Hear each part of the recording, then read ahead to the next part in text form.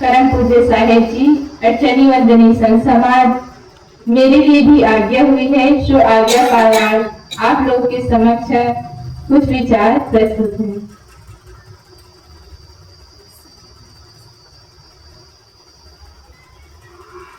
सदगुरु कबीर साहब जी के जन्म ज्येष्ठ पूर्णिमा को उसके शरीर का जन्म हुआ था। इसलिए हम सब हर वर्ष कबीर जयंती मनाते हैं। कबीर जयंती हम लोग इसलिए मनाते हैं क्योंकि हम उसे याद कर सके और उसके आदर्शों, उसके दिव्य रहनी, उसके विचार को अपने जीवन में उतार सके और स्वयं तो उतारे ही, साथ ही अन्य लोगों को उसकी ओर प्रेरित करे। कबीर साहब जी का जन्म ज्येष्ठ पूर्णिमा में हुआ था। हम सब जानते हैं कि ज्येष्ठ पूर्णिमा में बहुत गर्मी रहती है, पूरी धरती झुलस जाती है, लोग आकुल व्याकुल हो जाते हैं, परेशान हो जाते हैं, सबको सीधा छाया की आवश्यकता होती है। इसी प्रकार जब पूरी मानव जाति में असत्य, पाखंड, संप्रदाय एवं जाति के लेकर भेदभाव विषमता शुरू हुई, तो उसी समय प्रखर सत्य ज्ञान की गर्मी लेकर सदगुरु कबीर साहब का जन्म हुआ। इस धराधाम में पैदा हुए और उसके इस गर्मी में लोगों का हृदय झुलसा नहीं, बल्कि उसकी तपन मिटे, उसके हृदय में शीतलता आई, मानवता का विकास हुआ। कबीर साहब जी का जन्म विक्रम संवत 1456 में और मृत्यु 1575 में है, 75 में हुआ। हम सब को विदित है कि कबीर साहब का जन्म हुआ था तो मध्यकालीन युग था। उस समय पाखंड, परंपरा, शास्त्र आदि को लेकर बहुत जोरों से लड़ाई, भेदभाव, छुआछूत चल रहा था। वे मानव को मानव की दृष्टि से न देखकर एक दूसरे को उच्च और नीच जाति कहकर मानवता का ही अपमान कर रहे थे।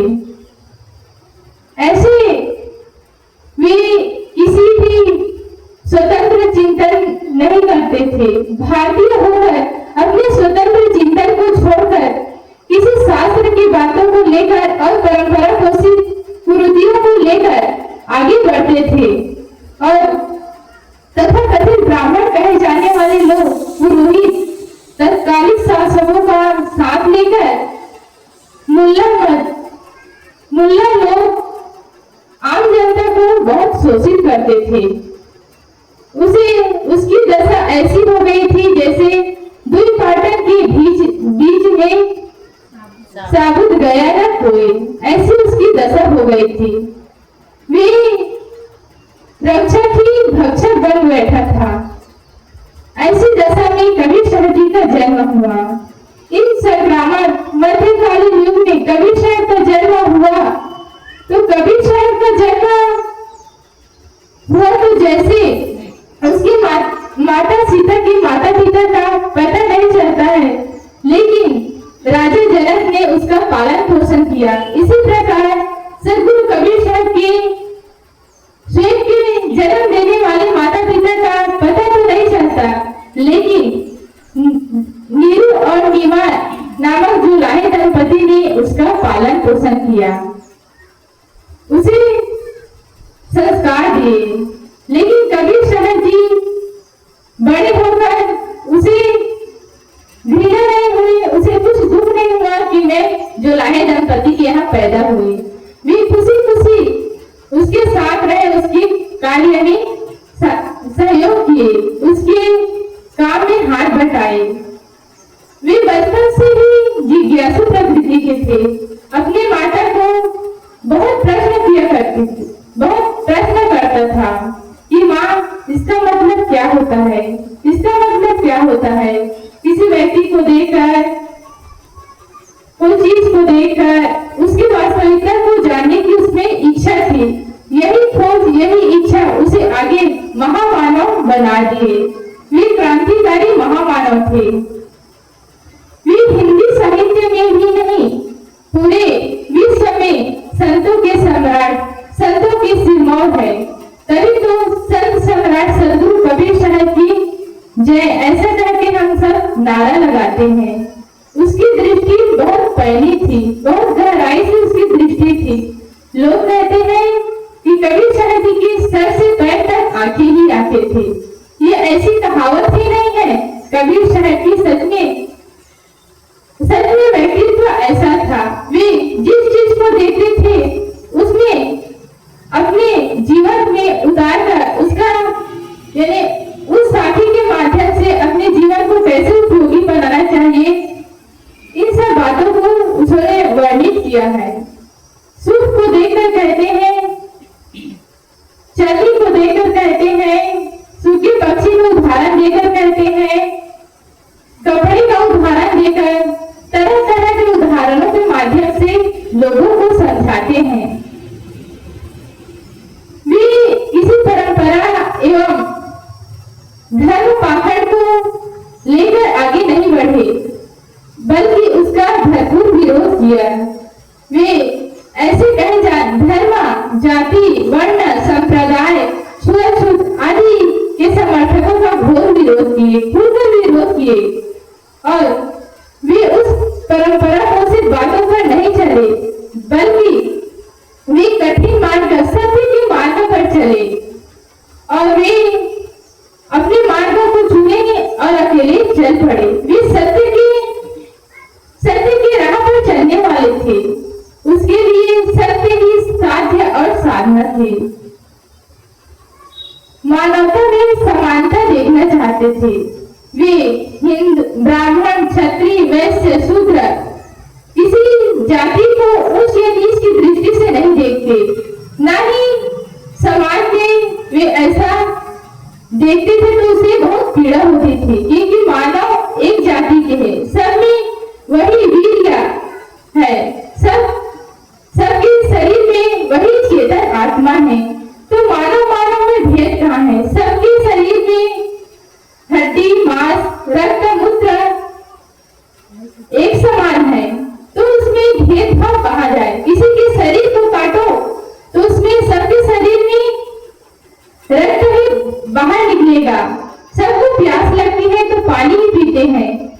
अगर किसी डॉक्टर के पास जाते हैं तो डॉक्टर यह नहीं पूछता कि तुम कौन से जाति के हो, वह यह पूछता है तुम्हारी तकलीफ क्या है, तुम्हारा समस्या क्या है। ऐसा पूछकर वह वैद्य डॉक्टर इलाज करता है। तो भला मानव में भेदभाव कहाँ से आ गया? यह सब बहुत दिनों से चल रहे रूढ़िवादी शास्त्र परंपरा एवं देवी देवता पूजा पाठ कर्मकांड को लेकर जो अत्याचार हो रहा था लोगों के बीच, उसको उसने खंडन किया और लोगों में एकता स्थापित किए। पंडित लोग जो है अपने धंधा चलाने के लिए निरीह पशु की हत्या करवाते थे, उसे बलि के नाम पर उसका वध करवाते थे, उसकी कुर्बानी देते थे। लेकिन यह सब पंडितों की एक चाल है। ऐसा करके उसे धन ही मिलता है। एक वर्ग के लोगों को पंडित कहना और दूसरे वर्ग के लोगों को शूद्र कह के उसे अपमानित करना, उसे मानवता के अधिकार से वंचित रखना, ये कहाँ का न्याय है?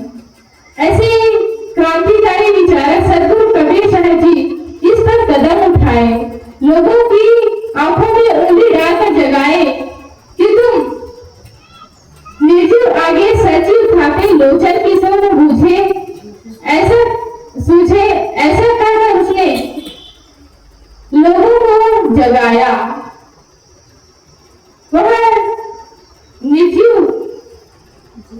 सजीव प्राणियों की हत्या को देखकर उसका दिल दहल जाता था।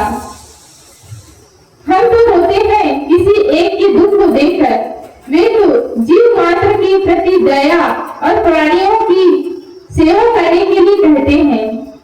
उसका हृदय सबके दुखों को देखकर रोता है। मैं रो यह जगत को मोको रोए ना होए। सद्गुरु कबीर साहब जी हर पहलू पर अपना विचार दिए, चाहे व्यवहार के क्षेत्र में, चाहे भ्रम, अंधविश्वास, पाखंड आदि को लेकर उसके खंडन के क्षेत्र में, उसकी वास्तविकता को बताने के क्षेत्र में, चाहे स्वरूप स्थिति के बारे में, चाहे मधुर वचन के बारे में, चाहे संगति के बारे में, सभी पहल कहते हैं हीरे की 56 पहल होते हैं। इसी प्रकार सद्गुरु के विचार के हर पहल होते हैं। हर कड़ी में आप कबीर साहब के विचार पाओगे। कहीं भी गोष्ठी होती है तो बिना कबीर साहब की वाणियां कहे वहां अपने वाक्य का अपने वाणियों का विराम नहीं करते हैं। हम शुरू से ही स्कूली शिक्षा से ही कबीर साहब की साखी पढ़ते आए हैं। बचपन से ही कबीर के विचारों को अपनाते आए हैं। वे तो सत्य, दया, क्षमा, शील, प्रेम आदि के रास्ते पर चलने के लिए सबको प्रेरित करते हैं। और प्रेरित ही नहीं करते, स्वयं ऐसा किए हैं तभी करते हैं। कहते हैं जस करनी तस कथनी, जस चुंबक तस ज्ञान, कहे कबीर चुंबक बिना क्यों जीते संग्राम। जैसा कहते हो वैसा करो, करने और करने की एकता पर जोर दिए हैं, क्योंकि हम जैसा करते हैं तभी हमारा कहना सार्थक होता है। हम बिना करे कहेंगे तो उसके कोई प्रभाव नहीं पड़ता है। प्रेम के विषय में तो उसका कहना ही क्या है। शायद ही कोई संत प्रेम के विषय में इतना सटीक उदाहरण दिए होंगे या संक्षिप्त वर्णन किए होंगे। प्रेम पाठ का चोलना पहिर कबीरू नाथ, पानी दिन भर दास को जो तन मन बोले साथ। सद्गुरु कहते हैं कि प्रेम रूपी वस्त्र का अंगरखा पहनकर नाचो। नाचने का अर्थ है कि सारे काम प्रेम पूर्वक करो। तुम जो भी क्रिया करते हो प्रेम से करो तो तुम्हारा जीवन ही प्रेम में बन जाएगा। और कहते हैं पोथी पढ़ पढ़ जब हुआ पंडित भय न कोई, ढाई आखर प्रेम का पढ़े सो पंडित होए। हम शास्त्रों को पढ़ लेते हैं, पूरे रामायण पढ़ लेते हैं, पुराण पढ़ लेते हैं, महाभारत पढ़ लेते हैं, लेकिन पंडित नहीं बनते। पंडित कौन है? जो ढाई अक्षर का प्रेम के अर्थ को समझकर अपने जीवन में आचरित कर ले, वही पंडित है। लेकिन विद्वानों ने ऐसा कहने पर उसे चिढ़ हुई और कहते हैं, कबीर साहब जी की एक साखी के आधार पर कहते हैं कि कबीर साहब तो स्वयं पढ़े लिखे नहीं थे, इसलिए पंडितों का तिरस्कार किए, अपमान किए। लेकिन बंधुओं, कबीर साहब के हृदय में किसी के प्रति वैर नहीं था, किसी के प्रति द्वेष नहीं था, किसी के प्रति घृणा नहीं थी। घृणा तो इन पुरोहित लोगों के मन में थी, जो जाति पाति को लेकर, वर्ण को लेकर एक दूसरे के मन में घृणा, ईर्ष्या, द्वेष की दीवार खड़ी करते थे, एक दूसरे के वैर विरोध सिखाते थे। वे कहते हैं कि तुम उच्च जाति को, ये निम्न जाति के, हिंदू है ये मुसलमान है, हिंदू है तो ये मस्जिद में नहीं जा सकता और मुसलमान है तो मंदिर में नहीं जा सकता। मंदिर में जाना ये तो अपनी अपनी इच्छा के अनुसार है, लेकिन असली मंदिर तो हम अपने स्वभाव से बना सकते हैं, अपने घर में ही बना सकते हैं। घट घट में वह ईसाई बसत है, कटुक वचन मत बोल रे तो को क्यों मिलेंगे। सद्गुरु कबीर साहब के बारे में हम जितना ही कहे, उसके ज्ञान का जितना ही वर्णन करें, वह सब अधूरा ही है। पंडित लोग कहते हैं कि कबीर साहब तो अंगूठे छाप थे, वे पढ़े लिखे नहीं थे। एक साखी के आधार पर वे कबीर साहब को घसीटते हैं, कहते हैं वे तो कहने मसी कागज से वो नहीं, कलम गहो नहीं,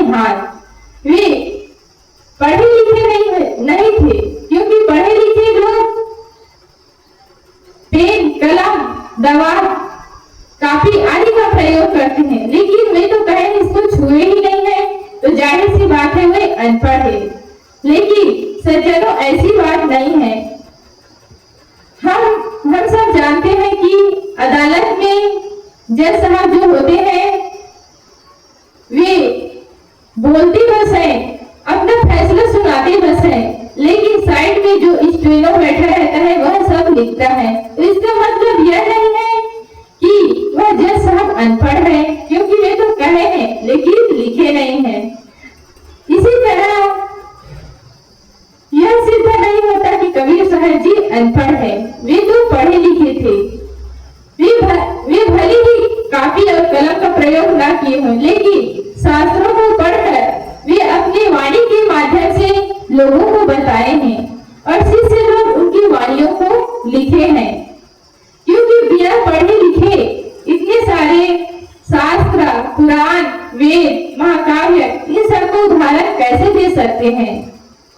वे चिंतन किए, मनन किए, तभी लोगों के बीच अपना विचार रखे और उनकी विचारों को पढ़कर हम सब अपने जीवन का उद्धार करते हैं। कबीर साहब के बारे में जितना कहे उतना ही कम है।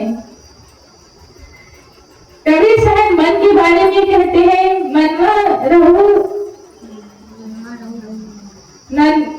अपने मन को मार कर रहो, खिजवा से यानी खिजाने वाले से खींचकर मत बोलो। क्योंकि साधक का काम होता है कि वह अपने मन को संयमित करे, क्योंकि मन की इच्छाएं ही हमें भटकाती हैं। अगर इच्छाएं समाप्त हो गई तो हमें कोई दूसरा दुख नहीं दे सकते। हमारे मन में पांचों विषयों को भोगने की इच्छा होती है। हम देखने, सुने, भोगे हुए की इच्छा बनाकर अपने मन में दुख पैदा करते हैं। कोई दूसरा दुख नहीं दे सकता।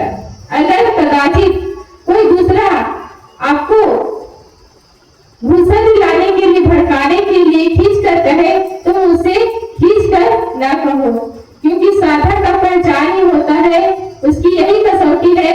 जो आपसे कुछ कटु कह रहे हैं उसे आप खींच कर नहीं बोले तो वही साधना के लक्षण है। और अगर हम खींच के बोल रहे हैं, हम भी उत्तेजना में बोल रहे हैं, तो हमारा साधना कोई काम का नहीं है। इस पर एक उदाहरण है। सतगुरु एक महात्मा जा रहे थे, एक महात्मा के पास एक शिष्य जा रहे थे। वह तपस्या किए, स्नान किए, फिर अपने गुरु जी के पास आशीर्वाद के लिए जा रहे थे। रास्ते में उसे एक मेहतर मिला और कचरे की टोकरी उसके सामने ही डाल दी। वह क्रुद्ध हो गया और गुरु के पास गया। गुरु यह सब जान गया। उसने कहा, आपकी तपस्या भी पूरी नहीं है। फिर वह दोबारा गया, उसने तपस्या किया, फिर स्नान किया और फिर वही रास्ते से जा रहे थे। रास्ते में मेहतर उस बार तो सामने में डाले थे कचरा, इस बार उसके भी ऊपर डाल दिए। वह तो उसे कुछ कहा ही नहीं, लेकिन मन में उसकी उत्तेजना झलक रही थी। मन से वह क्रोधित हो गए थे उसके प्रति। गुरु के पास गए तो गुरु जी ने कहा, बेटा अभी थोड़ा सांप मरा नहीं है, आधा मरा है, आधा बाकी है। तीसरी बार फिर तपस्या किए और स्नान करके जा रहे थे। इस बार तो उसने जो झाड़ू लगाते हैं उसी से उसके अंग से छुआ दिए। तो इस बार जो कचरा फेंकने वाले उसके पैर पकड़ लिए और कहे, आप ही मेरे उद्धारक हो, आप ही मेरे गुरु हो, आपकी वजह से मेरी तपस्या सफल हो गई। इस तरह खिजाने वाले से खींच कर हम नहीं बोले, तभी साधना हमारी पक्की होगी, तभी हम अपने मंजिल पर पहुंचेंगे। कबीर साहब जी हर पहल में सावधानी बताते हैं, जागरूकता बताते हैं, संगति पर जोर, अच्छी संगति पर जोर देते हैं और सत्य के साथ हमेशा रहने के लिए कहते हैं। नहीं झूठ बराबर पाप, जाके हृदय साथ है ताके हृदय आप। सत्य के समान कोई दूसरी वस्तु नहीं है। अगर आपके मन में, वचन में और कर्मों में सत्य प्रतीत है तो उसके समान कोई तपस्या नहीं है। एक सत्य है अपने स्वरूप, अपनी आत्मा। हम अपनी आत्मा स्वरूप, अपने सत्य को पहचान लिए और उसके अनुसार अपना जीवन व्यवहार करने लगे तो उस जीवन व्यवहार कर रहे हैं तो उसके समान कोई तपस्या नहीं है। तो सदगुरु कबीर साहब जी के सत्य, प्रेम, दया, मधुर वचन और वासनाओं को छुड़ाने के सभी पहलुओं पर अपना विचार दिए हैं। उसकी आधी साखी करोड़ों वेद शास्त्र के बराबर है। हम उसकी एक साखी या आधी पंक्ति पर ही गहराई से मनन चिंतन करें तो हमारे जीवन का उद्धार हो जाएगा। कबीर साहब जी संतों के सम्राट हैं। वह स्वयं तो अपने कल्याण पथ पर लगे और अपनी मंजिल पर पहुंच गए और हम सब शिष्यों को, साधकों को, गृहस्थों को, विरक्तों को सबको प्रेरणा देते हैं कि आप भी मेरे साथ लग जाइए और अपना कल्याण कर लीजिए। इन्हीं के साथ मैं अपनी वाणी को विराम देती हूँ। बोलिए सद्गुरुदेव की जय।